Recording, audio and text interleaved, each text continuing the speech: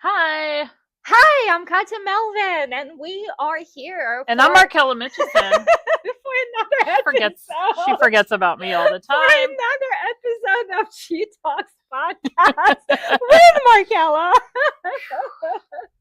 Good Lord. I told her sunglasses were cute, so we had to start off with sunglasses. So today we are talking about women's voices. Yes. And how women need, I don't like using the word need because we all need, we all should, but why, right? Why do women need to use their voices? Why do women need to express their opinions? Why do women need to share what they stand for? So let me ask you this question, Markel. What is your take on why women choose their voice? Oh gosh. We don't have that much time. Number one, I think it's liberating. I think women are holding too much inside. I think that it's also therapeutic. It's not good to keep things inside, right? Mhm. So I think when it resonates with somebody else, it can help them, it can benefit them to show people that they're not alone. That would probably be my top three. So Markella here is the organizer for the event that we hear called She Talks. That's literally the name of our podcast. That is literally why we're doing this. Literally, not figuratively. She, strong, hopeful, powerful, right? Well, no, strong, hopeful, empowered. Basically, same thing. Same thing. And women are sharing their stories. Women are sharing their stories of overcoming adversity. Some women sharing stories of loss. Some women sharing stories of being paralyzed and recovering from this. Some women are sharing stories of not having any place to live, figuring out their lives. And so women are standing up on their feet. And some are just happy stories too. It's not all it's not all. How can I say? It's not all like someone. I asked someone to speak, and she said, "Well, I don't have any drama." And I said, "It doesn't have to be drama." Really? Said, there's a woman that doesn't have a drama. I said, "Yeah, I'm not going to name. You know who you are." But I said you'd be a great speaker, and she said, "Well, what about?" And I said, I don't know, like you're, well, I don't want to give it away, but anyway, I gave her a couple topics, right? Yeah. And she runs her own business and she has kids. Anyway, so she does a lot of stuff. And she goes, yeah, but I don't have any drama. And I said, you don't have to have drama to be a speaker. I said, you can be inspiring and powerful. And, and she goes, I don't know. I just feel like it wouldn't be as impactful or insightful. And I said, no, we mix them in, we mix them in. And so anyway. In fact, Markella, when we were organizing the event, either this event or prior event, I don't know, it was this year. It was, can you believe it was this year? It's so crazy. I called it last year and everybody said, no, that was actually March. Right? It was only a couple months ago. So she was very particular to put speakers in an order where it's not like one heavy story after another heavy story after another heavy story. It's more like, all right, we're going to do a progression here. We're going to split it into sections. It takes me like it does 2 weeks to put together the order, and everybody wants to go in the first half. And I just simply can't do that because I'd have. Yeah, somebody needs to go in the second half. But remember, speaking of order, do you want to? I put you. Remember last year, I put you last because I was like, I need a really good, impactful ending person. Right. And I had that this year too. But I think not so much this year. I think everybody stayed this year because I think we kind of tightened it up. We didn't have a lot of in between. Yeah. But anyway, we did not have a long break. So anyway, impactful story. We didn't have a break at all. We didn't have a break at all. Yeah. Impactful story in the end is very much needed. Why would you want to the event of this caliber? That's what I'm saying. Well, and yours was very like heartbreaking too, but it had a good ending. Yeah. Oh, that's how all of my stories are. I know there's depth to it, but there's always a lesson. So on that subject of sharing our voices as women, I want to really see personally more women speaking and sharing their stories on social media, in podcast settings like Markella and I are doing. I want to see more women stepping up into their visibility and really finding value in sharing their story, and most importantly, finding their mission, right? Because every single woman went through something. As if she's a business owner, most likely there is something that moved her to that. For me, it was I couldn't work for someone, right? I couldn't work for someone, and I needed to find a way to step into my power, and it requires tons of guts to do that. Right. So I believe every business owner went through something similar to overcome that fear of, oh my God, it's unknown territory. What am I going to do? Who's going to be my clients? And it requires that courage. And when I share my story of, yeah, I was right there, right where you at right now, and exact same feelings and exact same fears, and look at me now, things worked out.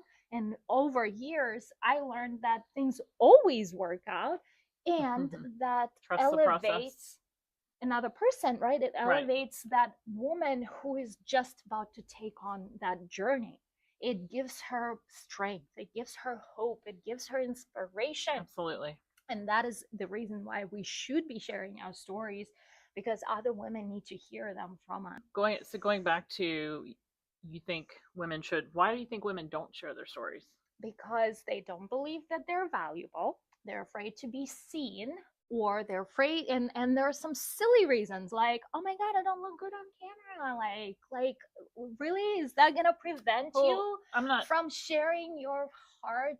That's gonna change life of it doesn't have woman. to be a video. It could be, you know, it that could be too. an article. Exactly. It could be, you know, like I mean, it could be anything. Yeah.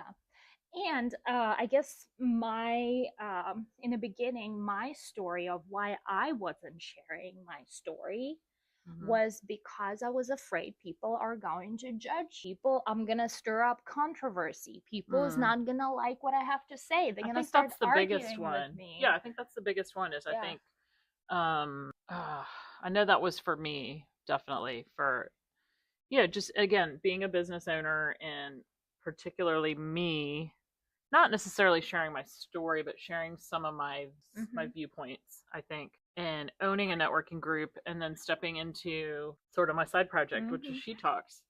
I think I definitely got some, I don't want to say, like, kind of raised eyebrows, right? And like, well, why are you doing this? Why, what about HRG? I feel like you're spending more time on this than HRG, but I think it's because that's where your heart is at. That's where your mission is at. I believe businesses can't sustain if you are not passionate about it. If you are not obsessed about your mission, like if you are not obsessed about the mission that you're here to fulfill, your business will not stay, because it requires way more effort and way more commitment. And if your heart is not there, it's not gonna make it. Well, here's how I look at it. So when I was working, when I had my day job, like I'll say my desk job or whatever, HR&G was my passion, right? Because it was like a hobby or a project. And so I would go home and I would just like work on HR&G. And it was, we did it to give back to the community for like 2 years. We did it for free. And so that was my passion project. Then now that HR&G is my business, right? She Talks is my passion project. Does that make sense? Yes. So it's kind of like that. Not that I don't love and I don't pour my heart and soul into HR&G. Yeah.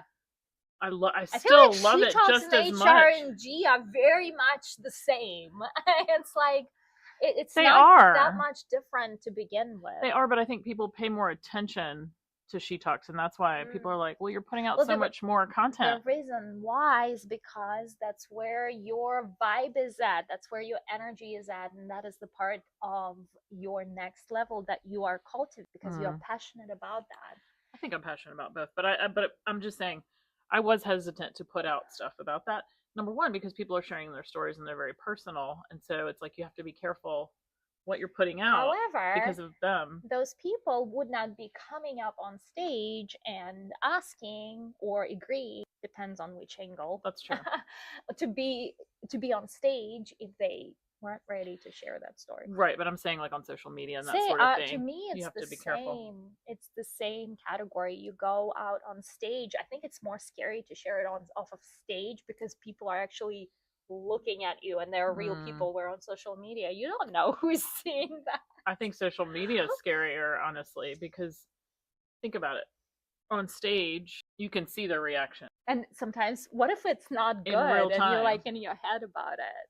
That's why you just picture everybody in their underwear and you're already like, man, how embarrassing. Like they're just sitting there in their underwear, you know, like it's, that's what you're told to do. But anyway, no, I think it's, gosh, I think social media is scary because you don't know what kind of, I mean, at least in the audience, these people have either paid to be there or you know these people or somebody else that's speaking. They're what's the word? Pre-qualified? Pre-qualified, yeah.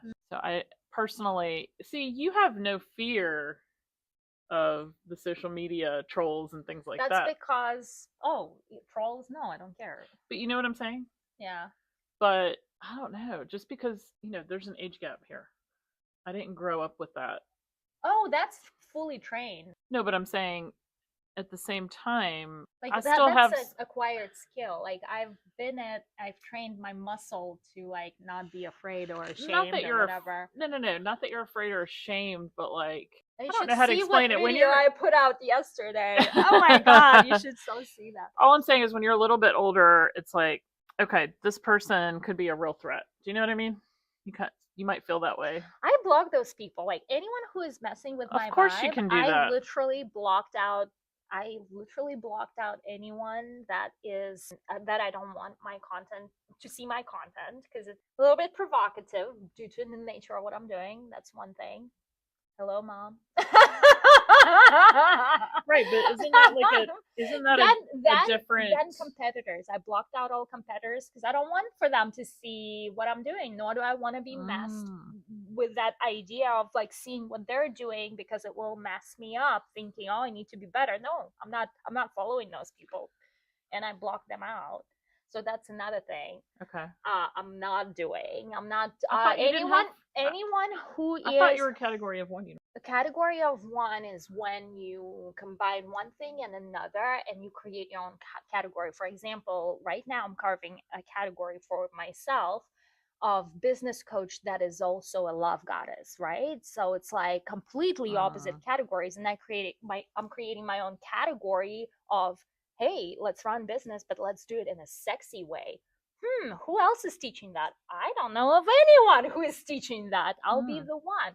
So that's cool. What category of one means. You carve out your niche, and only you can do it instead of being a copycat of like sharing what other people are doing things the way other people are doing. As far as competitors, I mean, there are business coaches and other boudoir photographers. Separate, like, right? Yeah, separated. But in the beginning, when I was still kind of like in the baby phase of my business and learning things, of course I was looking at other people, and of course I was comparing. But what's the word?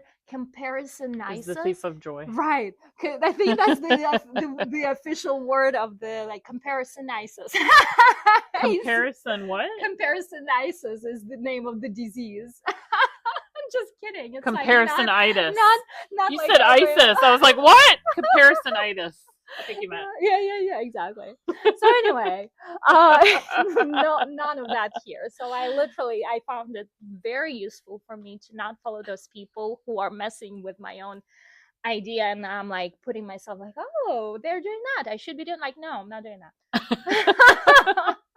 That's smart. Yeah. So like I put out my content, I don't follow. And I mean, yes, sometimes I get hate comments, and so what? Sometimes I delete them. Sometimes I keep them on purpose. Like, just to stir up more controversy. Yeah, because more people will comment and be like, why are you being so mean? Go back to your keyboard or whatever. Like, right. But it's interesting because if you don't have haters and you don't have people that are like naysayers, or you obviously haven't arrived yet, is what Right. So you're doing something right. Because that's what you're telling me. I'm like, people are just like nasty. And you're like, that means you're making a difference. Right. And I'm like, that's right. That's right. Okay. True. Yeah. Yeah. That's so true. So back to voices. Okay. What is the best way to share your voice, in your opinion, right now, in this day and age? So we're for talking business owner. Business owner. Okay, yeah, business owner. Well, we could talk about all different, but I think Okay. we'd start with the business owner. This is literally what I teach in my business program, right? Mm-hmm. In my and this is how I'm building my agency around Mm-hmm. is sharing your voice counts into PR, so to say, because it's public relations. You are Mm-hmm. sharing your message with the world. You are putting a stake on the ground, and you're saying, "I am about that." Right. And people tap into your conversation, and they stick around for a longer time, and if they like that conversation, they want to continue around that conversation. Now it is not possible, it is possible, but it's not smart necessarily, to only use short form content like Instagram or Facebook or Mm-hmm. TikTok, because you only have a minute to 3 minutes to share a little bit about your beliefs. And people are there not for the purposes of really tapping into your content, but they're there for the purposes of just numbing themselves, scrolling through the feed, look at puppies. They're like not there for like deep conversations. However, the right people will still notice you if you are resonating with them in that particular way.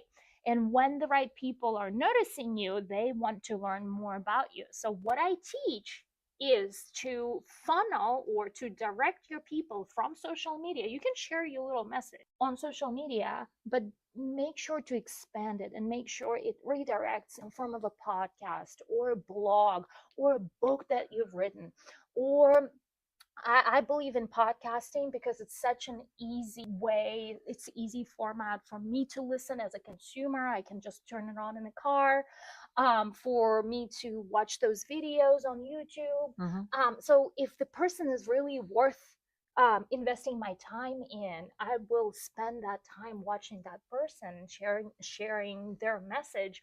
And so what I teach is for people to use short form content, but redirect people into what I call the long form content, Mm-hmm. which is the podcast, YouTube, Substack nowadays, blogging, some form of a more of a legacy body of work that you're creating in this world to share your message. Okay, so the first thing I'm going to say, and I hear this a lot, there's so many podcasts out there.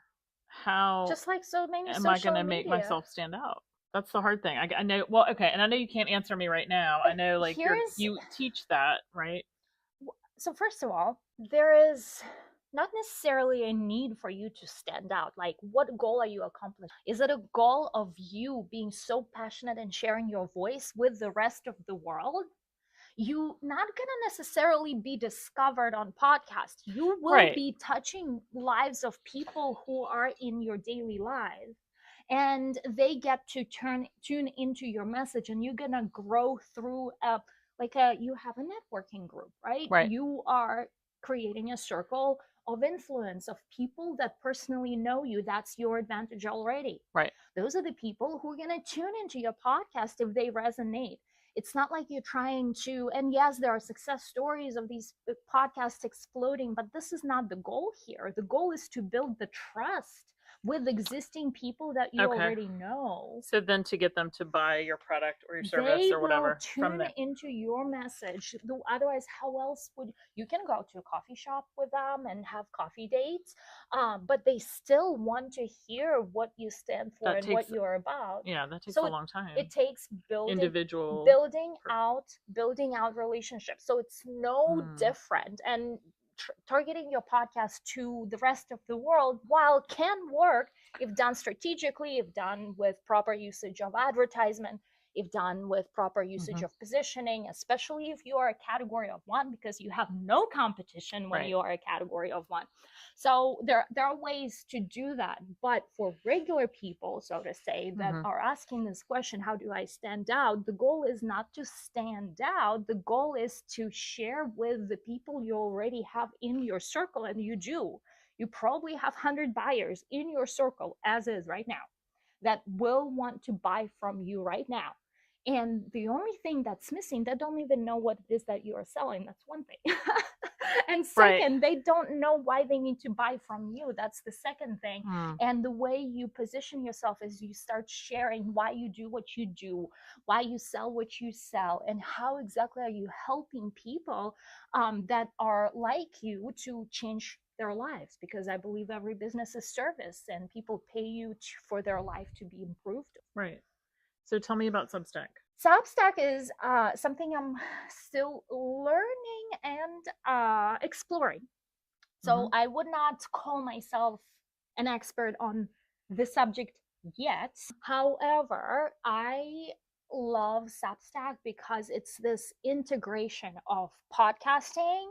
You can literally move your podcast from a service, distribution service like RSS, where my original podcast is hosted, onto Substack, and you can still share the links, and you can still funnel people into this one.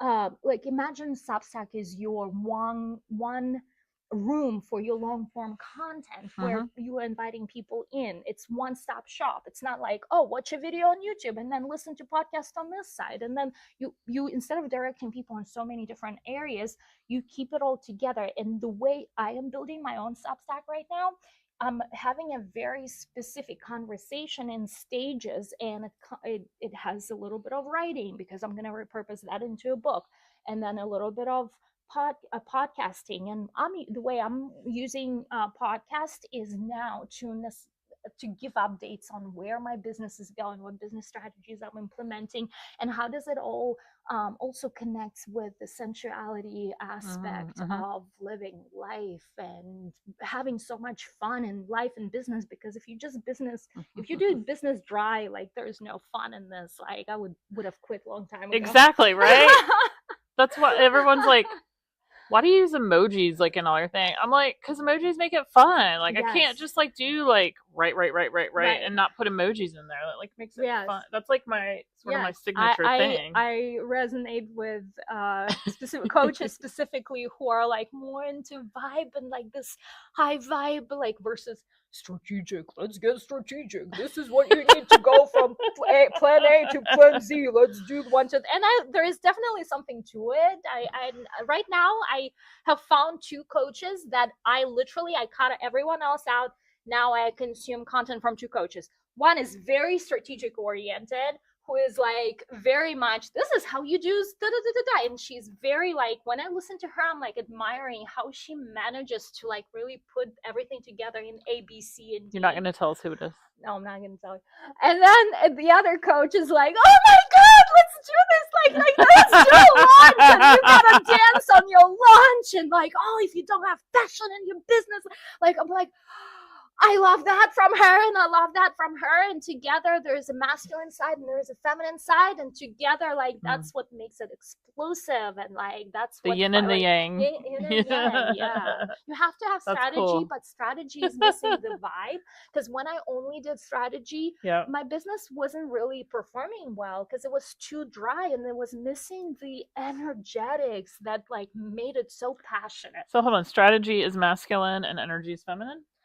Yes. Strategy is like, there it is. Look at masculine. So what is masculine? What is feminine? Masculine is like this linear way of like, imagine water, right? What masculine is the glass for the water. Something needs to hold the water for the water to be usable, so you can drink it. So masculine is the bones, the structure, the framework. The water itself is feminine, but without the structure, the ripples, it's just everywhere, and you can't truly utilize it very well because it's dispersed, right? So who decided that was masculine and feminine? It's just the energetics of it. Water flows. And masculine creates the buildings, the structures, the foundations. Like you gotta build the house, but as you're building the house, you want to fill it with like warm people and love and energy and coziness, and like that's what feminine energy is about. No, I get that. Yeah. I'm just very, it's right. We can build the house too, and it's like. I was just. But I know. I know was what just I'm saying? recording podcasts with someone else, and I think we hit that same point. Like Rosie the Riveter, Yes. But no, I'm just saying, like, who can? I mean, I guess originally men were the hunters and women were the gatherers, or however it was. I don't even know how that works out, but you know what I'm saying? But now it's like women have jobs too, and we still raise the kids, and we still do. And now women like whatever. do 10 times what they were doing. I mean, now men help with the kids and all that stuff. I mean, hopefully they do. Also, did you notice the trend, the sad trend that is happening where masculine, like the true masculine, is dying out? The guys that's supposed to be all that strong and powerful, they now do their hair. Like, not to point fingers, but my son is middle school. They all into hair now. Yes. I was like, why? You like a girl? Like, well, yeah, that's the whole thing. So, it's like manscaping. Manscaping. By the way, on a subject of manscaping, like that's the way you How do we get on these topics? The wrong way. Like that's toxic masculine, unhealed toxic masculine. The whole manscaping, or what's the word? Manosphere. Oh, totally different. Oh my god, totally different. Okay. This is a different topic now. Yeah. That's a whole nother podcast. But put a pin in that one. Men are dying out in the way we women want the men to present themselves. I do believe once it bounces back and forth like this, we're gonna find a middle ground there, and women will be in their feminine and men will be in their masculine. But right now, like, women wanted their masculine, and that's how the whole feminism started. And then now women all working and having a family, and now masculine is dying out because women are independent, and now masculine doesn't know what to do with themselves because they lost so to say their place in life. Well, so okay, you don't probably remember this because you were too young, but like in the 90s, right, we called it metro. Like a guy was so metro, like when he gelled his hair out, or he had like the Caesar cut or whatever, and then he would wear his collar popped or whatever, or he'd put like, he'd have a sweater and he'd have a collar pulled out or whatever, and we'd be like, oh, he's just metro or whatever, and it just meant like he worried about how he looked. But usually it meant like, oh, he's like on the way to being gay or something, something like that. But now it's just, oh, he's just whatever, trying to show that he takes care of himself or whatever. And it's like, anyway, that's like a whole nother subject. Anyway, back then we used to say, oh, he's just metro. Like, he's not gay, he's metro. And we used to say that, like, he just took care of himself. And now it's like just it's just like a known thing. But also it's just like a way of saying, like, whatever, oh, my girl likes me to look, my girl dresses me or whatever, or she likes me to wear cologne and have my hair this way or whatever. It's just a very much like, I think some women like it. This has to be a whole nother podcast because we could go on and on about this. We could. Checking the so back to voices. Back to women's voices. See, we can't like talk about women's voices without talking about men. But no, I just think the way this whole thing came about, I keep talking about this, is because I was like, I used to do this calendar when I worked for this marketing agency. And this is exactly how this is how She Talks came about. No joke. I don't even know if I told you about this, but I used to do this little calendar. So I used to go and look for all these really obscure holidays. And I was like, oh, International Women's Day. Didn't even know that was a thing. What? We celebrate that in Russia every 8th of March. I know, it's a big deal in Europe. Huge. It's not a big deal here. Yeah, that's what I'm saying. Until a couple years ago. And I was like, International Women's Day? Really didn't even hear a thing about it, except maybe like at Hallmark or something, And I'm like, interesting. So I put that on the calendar, and I was like, I'm going to ask people that work for big companies, what does your company do anything for this? Because I didn't even know. I was like, is there an International Men's Day? Yeah, like, that's what I want to know. There is. There's one in November. It's like November something. I can't even remember, but it's in November. And I'm like, that's crazy. Never even heard of either one. But so I asked these people, what does your company do for International Women's Day? So it was either, most of it was like nothing, didn't even know it existed, or it was like, oh, an email goes out, thank you for being a woman. Or something like that, thank you. Or they might do a post on social media, or they might do, like, this one company did something cool. I think it was like when Hershey started doing the Hershey, like some candy bars, they put it in pink, the word her, and then other ones put in pink the word she, which I thought was really cool. So everybody got a candy bar, but that was only recently. Some people got like a note or something like that, like, thank you for all you do, thank you for being a women in business.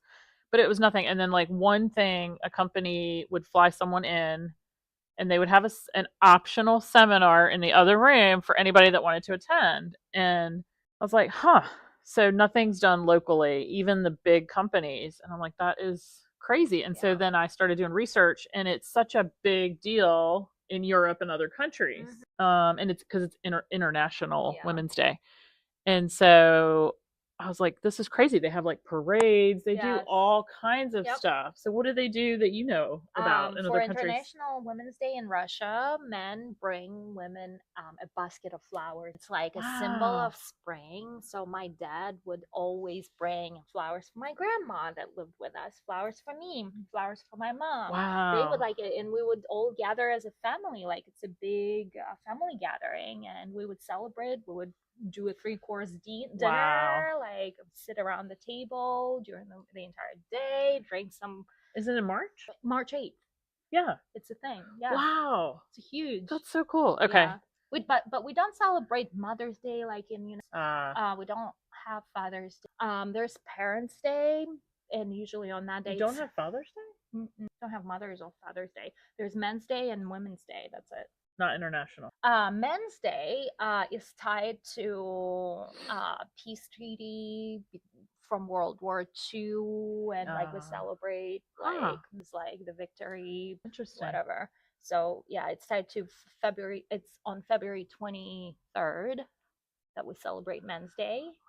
And then on March 8th. But there's Mother's Day in America. And you guys don't have Mother's Day and Father's Day. Okay, interesting. I think now they started. I guess everything is starting to merge together. Like I was surprised. My mom shared with me Happy Mother's Day this year. I was like, since when do you guys celebrate that? So Mother's Day is different in England than in America. Well, obviously, I should say this since the 4th of July is coming up. My husband doesn't celebrate 4th of July, obviously, because we're claiming independence. Even just for fun? From them. No, he calls us ungrateful colonials. Oh my God. But it was so funny because I'm thinking back to when I, oh my gosh, I worked at Bath and Body Works, and we were open the 4th of, I think most malls are open the 4th of July, and I was helping these English guys way back. This is like a long time ago. And I said, and these were English guys, and I said, Happy 4th of July, like not even thinking. I was like, oh, maybe they don't celebrate. Right. I was like, yeah, I don't celebrate, but he's off or whatever. So, or he gets, I think he's not off actually because it's the Saturday this year. But yeah. Yeah. He's like ungrateful colonial. That's so funny. It is kind of funny, but that's why I'm representing, because England is, I can't keep up, but I know England and USA are just like in the finals or whatever for the World Cup. So we've been watching because he's really into soccer. My son is watching it. Yeah. It's my friend just went to the England game in Atlanta. She literally just. I was in Atlanta while the game was there, but I didn't go for the game. Yesterday? Not yesterday, like 2-3 days ago. Oh my gosh. Over the weekend. Oh, okay. No, I think it was like Uzbekistan and Congo. Oh my gosh. They were playing in Atlanta. Yeah. So anyway. Wow. My friend was literally just there. Yeah. But not for that purpose. For the England game, yeah. Yeah, I was so I'm jealous. not into any sports, but my son is obsessed. I think soccer players. Yeah. My daughter loves watching it with my husband too. So yeah, she's kind of obsessed too. But anyway, we're digressing. So back to women's voices. Yeah. So I was like, okay, I had this vision of, I don't know, I just kept like thinking on it. And I was like, women should be able to tell their stories, because like women tell me things and I just kind of sit with it and it stays with me. And I'm kind of just a natural empath. Yeah. And they tell me things and I'm like, somebody else needs to hear this so that they can and be inspired and or relate to it. You know, other people could benefit from hearing the story. And so also when you share the story, you have a transfer, because you share the story, it allows you to it's therapeutic. Relive, reprocess, find a different angle, have a breakthrough that you haven't even thought of. So 100%. I believe it's important to voice that story out into the world, so you can pretty much put a stake on the ground and own it. Like well, that's me, that I own that. That's part of my story. It's part of my life. Right. A lot of people get closure from the past too when they share it with the world. They feel like it's now a story. It's not like Yes. they're reliving it. Or if it's like something traumatic, they're not reliving it over Yes. and over. Also, when I lost my child and I just went through this traumatic experience, I started sharing I started writing blogs about this. And it was my way to process the situation. And it was my way to share my angle with the world. That's how I started being in a public eye. I was so afraid to like speak my voice, and I started sharing just from the pain sake alone, and for me to like put it on a computer. It was therapeutic. It was allowing me to express myself, but it was mainly for me. And when I shared it with the world, at that point I was so low where I could like I at that point I stopped caring. Like there's nowhere lower I could fall. I stopped caring what people would think, and I just needed to express myself, and I put it out there for other people to read. And the feedback that I've started getting, instead of thinking, oh my god, they're gonna like start arguing with me and they're gonna start telling me how wrong I am and I don't have space or for it, instead of that, because that's what I was expecting, I started getting encouragement and love and hugs and like people supporting me. And I realized, oh my god, like I've been afraid all this time to share my voice, and I feel so free to share my voice. And that's how I started. Like at that time I was very reserved, right? Look at me now. You just said look at me now. I'm like sharing the like posts in lingerie on social media for everyone to see. But back then, like for me, it was even a stretch to like put my piece of a story on social media for public to see. So I've gone a long way, and each year you heard I become a little braver and a little braver. You've heard that Virginia Slim slogan, "You've come a long way, baby." Virginia Slims, like the Slim cigarettes. Oh yeah. Oh, you don't see it anymore because I don't think they're allowed to advertise that much. It's like, "You've come a long way, baby." Really? That's like that's the logo. No. You've never heard that? No. Okay.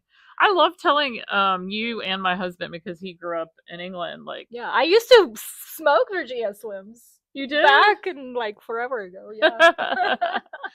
My husband, like when I tell him, I'm like, "Did you watch this growing up, or did you know this band?" And he's like, "No." And I'm like, "You're like a freaking what was it? Like you're like an alien from Mean Girls. You're like an alien. Like you're so funny because you grew up in Africa." Oh, yeah. Anyway, but I just think it's cool that you don't know, so then I can tell you all about it. Yeah, I love that. But anyway, you've come a long way, baby. But yeah, I think when they share these stories, it is it's healing, and it can be closure. It can be many things. But my whole thing was I kept having this vision of kind of women taking the stage, and it was just like always. What's funny is my vision was outside, and this could never happen, but outside in the front of the Chrysler Museum, which could never happen, but it was seats. It was outside, but I kind of knew it had to be the Chrysler Museum, but it was like a beautiful setting. It was all these flowers, so maybe maybe I'm picturing the botanical gardens or something at one point, but that was kind of my dream. I'm getting chills now talking about it. Yeah. Maybe it's something like the botanical. Oh, maybe it's like when they open up that new space at the botanical gardens. I don't know. Yeah, maybe that'll be like not next year, but the year after. But I kept having this vision of these seats and people sort of like taking the stage, and it was just this beautiful setting, and people were dressed up, and it was just like just a beautiful, happy, kind of cathartic thing. I have a question for you. Yeah. What? I know this was a dream for you back in the day, and you fulfilled the dream to an extent. Is there a big, you want to go bigger with it? What's the vision next for that? I just want to keep it going. But I mean, I think, we kind of limited ourselves the last 2 years with the space. So yeah, we have to, like, I want to be able to fit more people, but at the same time, when you go bigger, it's, it's takes on it. It's I want to keep it. It's another level. So bigger isn't necessarily better, right? I want to keep it special. So it's almost like the exclusivity of it, right? So I don't see us doing like a stadium or anything like that. Is that what you're saying? Yeah, I don't know. I don't know what your vision is, where you want to take that. I don't want to share that, but I do have a vision. I don't want to share that just yet, but I do have a vision. Yeah. I have many visions. Yeah. Oh. Same. for the future, but I don't think I want to share it just That's yet. fine. Keep it. But yeah, I'm just saying bigger isn't necessarily better. But I'm looking at some different spaces for next year, and they're very, very exciting. Nice. Okay. All right. We are all intrigued. In fact, I just looked at one this week. Was it? No, Friday. Right after She Talks. I just looked excited. Very exciting. But yeah, I think just doing, wanting to do the podcast afterwards, because the first year they only got 3 minutes because there was 19 of them, and then the second year, and being able to do the She Talks once a month here just lets us go so much deeper, like with everybody. Yeah, it's been awesome. And then like this past week with Kim Vapp, I mean, we haven't heard from her. It's kind of cool just to see how they're doing. It's almost like a follow-up. Like, how they do like a talk show, or like they do like a reality show. I never heard Kim's story. So to me, it was witnessing it for the first time. And what I love about this is that to me, before that, they're just women that I met at a networking event. Yes. After the event, it's women with hearts and stories. Yes. And like the experience, then you really I really get to know them, and I have so much respect and love for them because of that. And that is what sharing your voice does to other people. They open those people up, they open their hearts up. Now they know you, now they want to hear more from you, now you are their bestie, and they want to work with you. They want, especially if their story resonates. Yeah. See, it's like it's magical. That's the coolest part. Yes. That's why I really wish you could be here on the 31st. Because Dr. C's gonna be so good. Because you spoke with her last year. Yes. And I'm glad you got to hear her story, because her story is so good too. Yes. But yeah, it's the whole process has been just like life-changing for me, because I am giving a platform for women that have never had one before. And I mean, some are professional speakers and some are not. Now, last year I kind of hand selected. The first year I just said, who wants to come? I just put it out to anybody. Last year I almost somewhat hand selected everybody. Most everybody I knew already. And then this year I put it out again for everybody. And then I had to, unfortunately, limit it. But and then next year I think I'm going to do the same thing, but I think it has to be like 12 or less, because it goes too long. I thought about doing 2 a year, but I think 2 a year. No, that's too much. You think unless they're like completely different. They're not She Talks, and like She Talks and then something that is completely different from She Talks. And may not be as big. It'd be a little more kind of retreat. That would be so cool. A retreat would be fun. But yeah, so then I think but then then we do the monthly thing, so then it's like we're already doing it every month. But that's different. And I love how like it's shaping into something of its own. That's sort of okay, I've heard it from someone, like once you create your thing in the world, like you can't hold on to the thing and try to make it work for you. You like, because now it's not your thing, it's the world's thing. Right. And it's gonna grow in its own kind of manner, in its own kind of way, and it's gonna shape in its own, and like it has a life of its own. That's right. And that's fascinating to me. And I believe it's only going to be better and bigger, right? Like I never think in reverse, like, oh, it's going to die out. No, I don't believe certain things. We are digressing and that statement. But when you put your art, like, that's what I see that is, it's your art, right? Like it's giving these women platforms. Now it's not necessarily you. Yes, you are still facilitator and director, and you give this thing a space, but it is mainly formed from the energies of other women who give it the vibe, the juice, the energy, right? Like, and you can't, like, you just have to trust, like, and like be like, yes, do good things for me here. You are here to serve others. Like, I don't know what you are and who you are, this energetic ball of whatever we created, but I believe in you. Like, go do best things that you can do for other women. It has taken on a life of its own, but it's been so much fun, and we should have the women on the podcast too. We talked about that, didn't we? I would need to do that too. Well, what we should do is maybe start launching, although they're not necessarily recorded in a format that is fully shareable. We can still do it though. The podcast, all the videos that we've recorded, they should be started going out and being released. Yes, that's what needs to happen. That's a lot of work. It's a lot of work. Yeah, it's a lot of work, but we already have so much material. Maybe we splice them up. And that's what you should be sharing on She Talks. I know. Page. In my spare time. Whew. But so yeah, anyway, I think yes. as we're talking to ourselves about our stuff, personal stuff, which we like to. But yeah, so back to women's voices. I have my notes here. So let me see how we get sidetracked so badly, and I can't even get my thing. Okay. So women's voices, back to why it's so important to share. Keep talking, Katya, while I get this to work. So I think Markella's voices revolve around what are some subjects you wanted to talk about? Like there was something in politics. Politics? Was there something? No, I do not want to talk about politics. Hold on, I gotta put this here or else I'm not gonna be able to.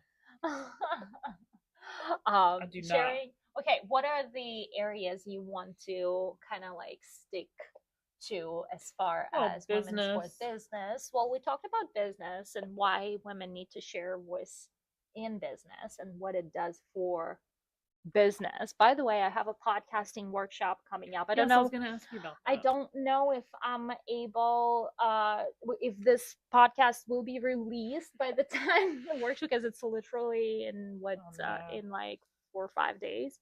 But I know we're gonna have a podcasting workshop again.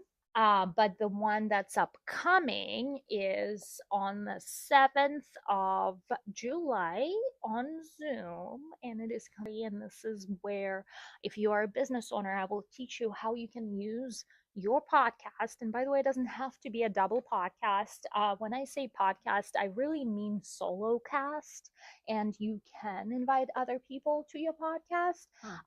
But to me, it's mainly your platform for sharing your message. And when you share your message in a certain way, in a certain order, you are able to warm up your people, your tribe, that will turn from, so to say, cold prospects into raving fans, because they love your message, they resonate with you, and now they know who you are and what you do, and now they know that you solve the problem that they need that they're seeking to be solved, and they are ready to buy from you. So the way I'll be teaching this workshop is how to generate leads, people who are obsessed with you, your message, and want to buy from you, and you use your podcast or any other form of long form content like YouTube or Substack to accelerate that path from know, like, and trust.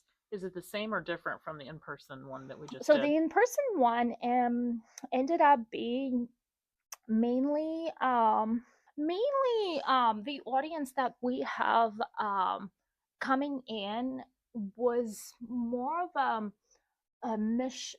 I don't know, like nonprofits were interested in doing the workshop, and the way they weren't all nonprofits. They weren't. I ended up mainly talking in terms of mission and voices.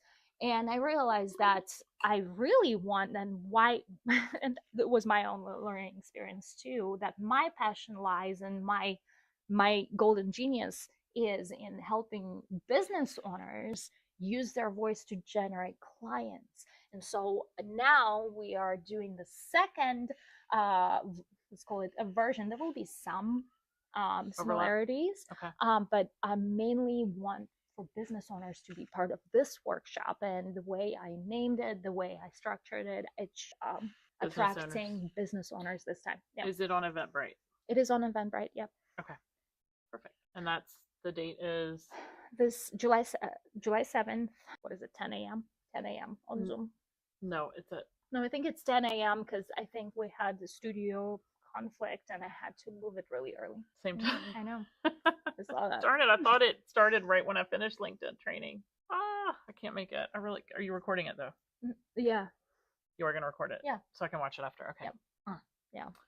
Okay.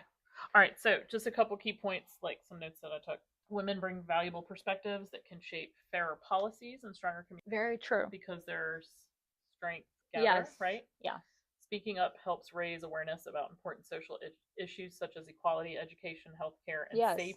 Women bring the perspective that men don't have. Women bring the perspective of being mothers, of where children fit into the conversation. Women bring inequality issues, or at work, pay difference. Like, I don't know. Women bring their own angle to the conversation that, let's call it, the big world is having.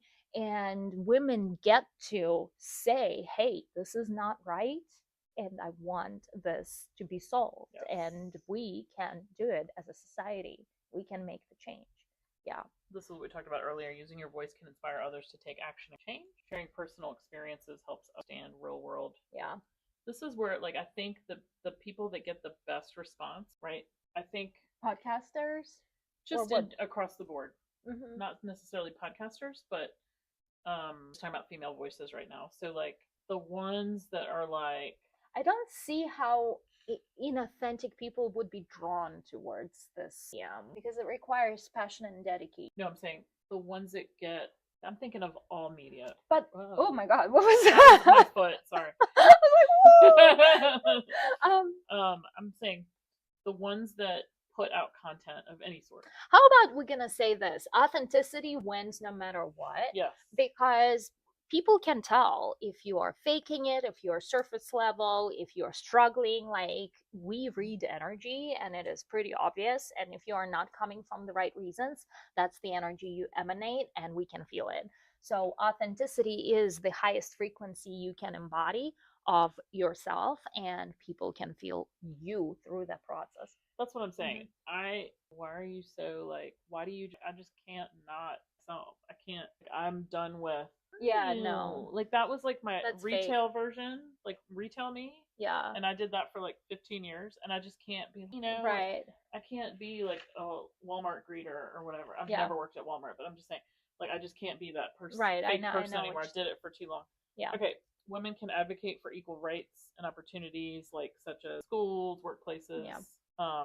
We can use social media to we can use it responsibly to educate, inform, and encourage discussions, obviously. Yeah. We can do that through your podcast too. Yes. Community groups, we can use that for volunteering or provide opportunities to speak up for important causes. Now this talks about politics, voting, contacting, participating in public discussions are powerful ways to make a difference. Supporting and amplifying other women's voices strengthens collective impact. Also supporting others' businesses, kind of like how we do the books. Yes. Well, obviously, I've got okay. I have an idea. What? Of how we can use our voice to support our other businesses. Just share if you had a good experience with the person you work with. Google review, or just sharing this on Facebook, or just like share it with other people in your circle so they know. It is so important to know who is a good business and who is not a good business. Like, how many times we're seeking to hire someone and we don't know, do we trust the Google review? How many of those are fake? Or like trying to get a product on Amazon, like how many of those reviews are fake, right? So so we want to hear from other people who have tried the product, who we trust, to know whether it's a worthy thing or not. They say that if you have a bad experience, you'll tell like 5 people, but if you have a good experience, you'll tell like 1 person or 2 people. But I feel like trying to stay away from the negative energy and just... Okay, I have a thing to say on that. I used to be the person who had some bad experiences, and the first thing I would do is go give them 1-star review on Google. All right. So this is how come back to haunt you. This is how it came back, because karma is a bitch. Literally the same day I gave 1-star review, like this happened on 3 occasions. Okay, I gave 1-star review to those things or businesses.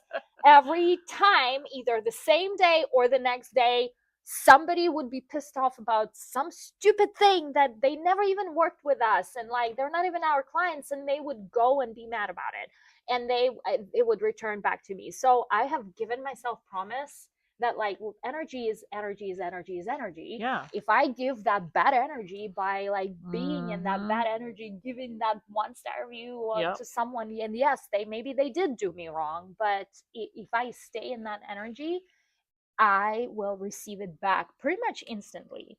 So I given myself a promise, and it, by the way, I'm not saying that it's not easy to keep that promise. I'm not saying like every time something happens, like I want to share this, and I was like but I've given myself promise to not do that anymore. Well, stop calling karma a bitch and just call karma a mirror. Like it's literally a mirror. You're just like whatever you put in the mirror, it's going to reflect back on you, right? For sure. Yeah. So karma's not really a bitch. Yeah. Well, because you're still putting negative energy out there by calling karma a bitch, right? I don't think so. But you're not wrong. It is a mirror because everything is a mirror. Call me a bitch. We are. No, look at me. Bitch. Bitch. See? No, it's funny. No. Say something nice. Say something nice. Oh, I love your hair. Oh, I love your hair. See, different, right? Yeah. Made you feel different? Yeah. Okay. Yeah. The point karma's is, not a bitch. The point is it's like what you create, like because you are energetic creator, what you create. So I created this 1-star review from my 1-star experience. Well, guess what? I'm in that energetics, and that's what I attract, another 1-star into my life. And I became smarter about this, and I just given myself a promise to not do that. I would. What do now, you do instead? You talk to the manager? Yes, I'm trying to like. Actually, I do need the resolution of some sort. I want at the very minimum to be heard. Yes. And acknowledged, right?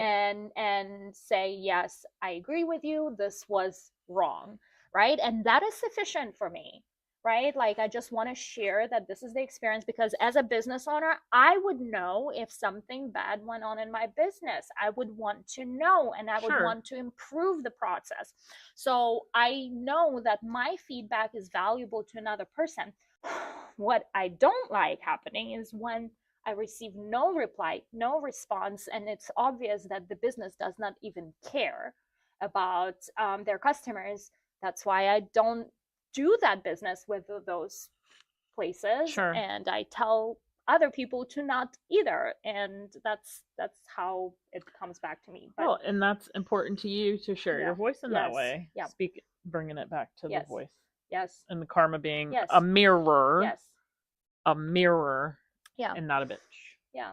And even like some people are like, God, who was it the other day that was like, you think I'm a bitch? You think I'm, and I said, I would never call you a bitch. And I'm trying to remember who it was now. It was somebody I just met. And I was like, but we kind of had this thing, and we were like, we knew we were cool with each other. But like my daughter was sitting right there, and like she, I let her listen to stuff, that I probably shouldn't.